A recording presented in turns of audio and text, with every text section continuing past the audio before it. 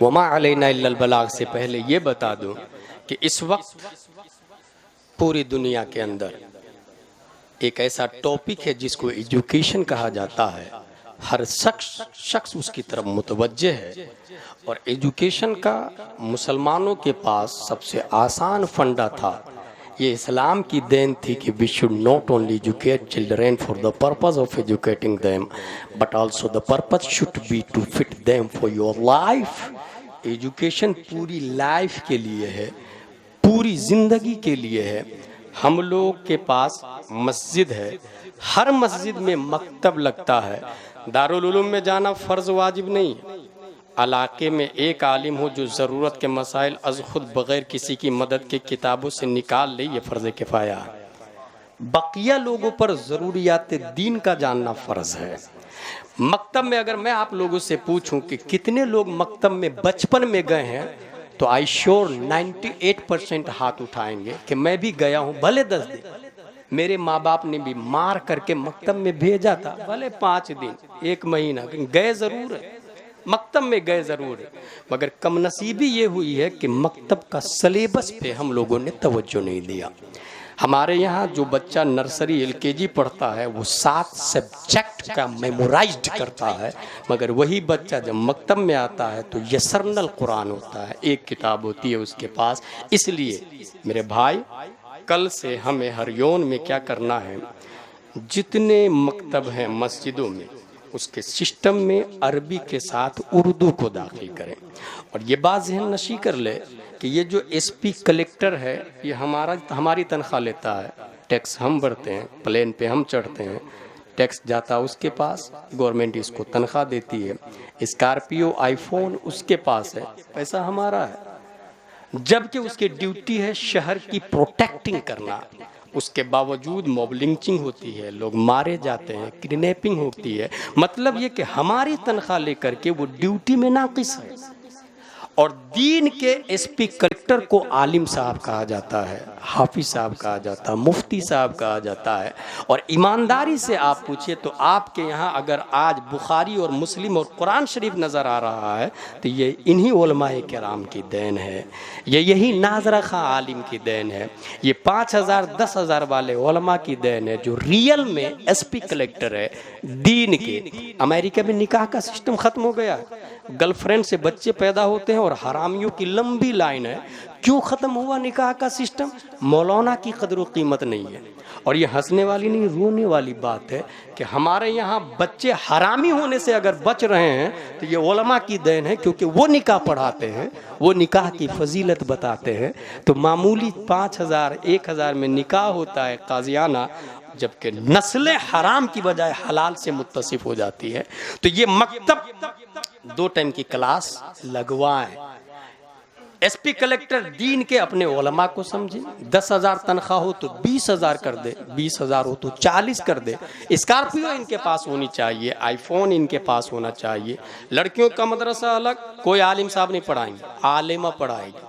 लड़कों का मदरसा अलग, स्कूल जा रहा बच्चा जाने दे, बस 2 घंटे सुबह 2 घंटे शाम। जो बच्चे शाम में स्कूल जाते हैं वो सुबह आए पढ़ने के लिए, जो सुबह स्कूल जाते हैं वो शाम में आए पढ़ने के लिए। और आलिमा अगर नहीं है यहाँ पर तो जो बूढ़े लोग अपने बेटे की तलाश कर रहे हैं, बहू बेटे के लिए, वो आलिमा ढूंढ करके लाए, लड़कियों के मदरसे से राब्ता करे। अगर एक आलिमा हर यौन में आ गई, उसने 10 को आलिमा बनाया, 10 ने 100 को, मैदान महशर में वो सास भी जन्नत में जाएगी क्योंकि आलिमा बहू करके लाई है। वो ससुर भी जन्नत में जाएगा जो आलिमा बहू करके लाया। सास जो अपनी बहू से सिर्फ दाना में से कंकर नहीं चुनवाई बल्कि मदरसे में पढ़ने पढ़ाने का मौका दिया, वो शौहर भी जन्नत में जाएगा जो अपनी बीवी से सिर्फ गुलामी नहीं करवाया है बल्कि उन्हें काल अल्लाह व काल रसूल पढ़ने का मौका दिया है। एक आलिमा से 10 और 10 100 को, 100 1000 को हर यौन में आलिमा की बहारें हो जाएगी और फिर तमाम माँ और बहनें तरीक़े फातिमा पर चलेगी तो कितना अच्छा माहौल होगा, कितना अच्छा निसाब होगा। कोई पैसा नहीं लगा, कोई रुपया नहीं लगा, कहीं दारुल उलूम में नाम लिखाने की जरूरत नहीं है। अपने यहाँ की मस्जिद के मकतब का सिस्टम, उस पे तवज्जो दे दे। लड़कों के लिए यही कमेटी वाले इश्तिहार छपवाए, पैसे दिए, नदीम भाई पे खर्चा किए, बड़े बड़े शायर को आपने बुलाया, यही कमेटी वाले मकतब के लिए लोगों के दरवाजे पे जाए, भाई साहब अपने बच्चे को मदरसा में भेजिए, 10 दिन मेहनत कर ले वो अपने बच्चे को मदरसे में भेजिए। और अगर वो कहे who are you interfere in my personal life, she is my daughter, he is my children, ये मेरा मामला, भेजू या नहीं भेजू, तुम कौन होते हो बार बार आके कहने वाला मदरसा भेजिए, तो कहिएगा bro it is not your personal matter, ये तुम्हारा पर्सनल मामला नहीं है। क्योंकि जिस दिन तुम्हारी बेटी भंगी के साथ भागेगी तो सिर्फ तुम्हारी नाक नहीं कटेगी, पूरे हरियोन की नाक कटेगी, पूरे इस पतरिया कोट की नाक कटेगी, इस मोहल्ले की नाक कटेगी। इसलिए it is not your personal matter, तुम्हारी बेटी नहीं समाज की बेटी है। और हो सकता है आपके खिलाफ FIR कर दे, आपके खिलाफ पुलिस में कंप्लेन कर दे, तो मेरे भाई यहां भी परवाह मत कीजिएगा। दीन को फैलाने के लिए नबी का बाइकाट कर दिया गया था, शोबे अबी तालिब में महसूर कर दिया गया था, दीन की नश्र इशाअत के लिए प्यारे मुस्तफा को समाज से निकाल दिया गया। आप खेत के लिए केस लड़ते हैं, जमीन के लिए केस लड़ते हैं, कभी दीन के लिए कोर्ट नहीं कर जा सकते, कभी दीन के लिए थाने कचहरी नहीं जा सकते। लोगों के दरवाजे पे जाएं, भाई साहब मकतब में बच्चे को भेजिए, आपके खिलाफ अगर कंप्लेन FIR हो, जेल जाना पड़े तो जेल चले जाइएगा। जो दीन को आगे बढ़ाने के लिए जेल जाता है उसे इमाम अहमद बिन हंबल कहते हैं, जो दीन को आगे बढ़ाने के लिए जेल जाता है उसी को शम्सुल अइम्मा सरखसी कहते हैं, जो दीन को आगे बढ़ाने के लिए जेल के सलाखों में जाता है उसी को मुजद्दिद अल्फसानी कहते हैं, जो दीन को आगे बढ़ाने के लिए जेल जाता है उसी को इमाम आजम अबू हनीफा कहते हैं, उसी को मुजाहिद मिल्लत कहते हैं।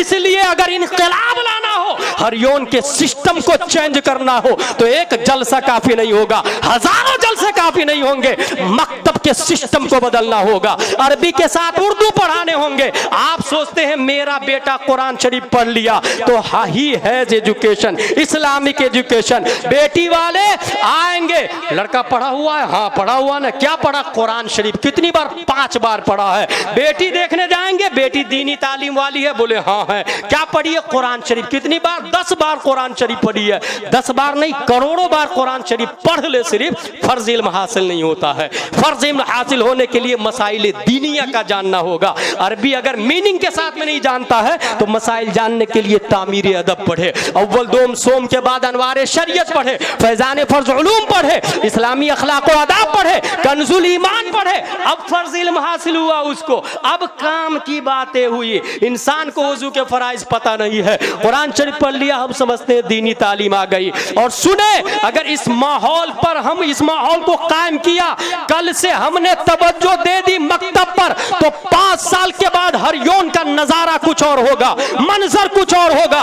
एक तरफ हमारा बच्चा स्कूल जाएगा, दूसरी तरफ मकतब आएगा, 1-2 साल नहीं 5 साल तक। तो अब सुने, मकतब पढ़ने वाला बच्चा आगे बढ़ रहा है, स्कूल में भी आगे बढ़ रहा है, UMS, BEMS, MBBS, MD, IS, IPS बना, तो साथ ही में इस तरफ से नाजरा खां, हाफिज, कारी, आलिम, मुफ्ती बन सकता है। अब अगर आपका बच्चा डॉक्टर बनता है तो डॉक्टर जाकिर नायक नहीं बनेगा, डॉक्टर तौसीफुर रहमान नहीं बनेगा, अगर बनेगा तो डॉक्टर अमीन मियां बनेगा, डॉक्टर असलम बनेगा। इसलिए मेरे भाइयों, अगर बच्चों को पढ़ाना है तो दीनी तालीम भी दे, दुनियावी तालीम भी दे, इंशाअल्लाहुल अज़ीम हरियोन का माहौल गुलाम मुस्तफा के तरीके पर नजर आएगा।